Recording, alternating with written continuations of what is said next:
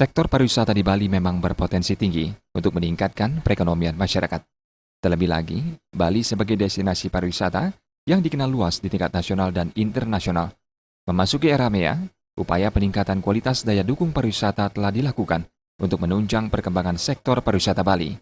Ketua PHRI Bali Cok Arta Ardana Sukawati menyatakan, untuk meningkatkan daya saing dengan tenaga kerja dari luar negeri, kemampuan dan keterampilan tenaga kerja pariwisata Bali perlu ditingkatkan.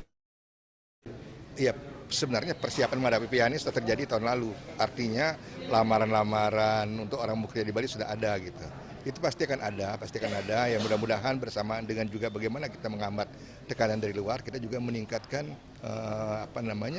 daya dukung kita di sini di Indonesia, khususnya di Bali. Kita berlomba dengan waktu. Kita terus mengadakan sertifikat kompetensi, kita terus mendidik anak-anak kita sehingga memenuhi syarat untuk masuk ke era MEA ini. Gitu. Belum ada 7 hari ini, tapi apakah ini merupakan rangkaian dari sebelumnya, ini juga kita belum lihat. Ya.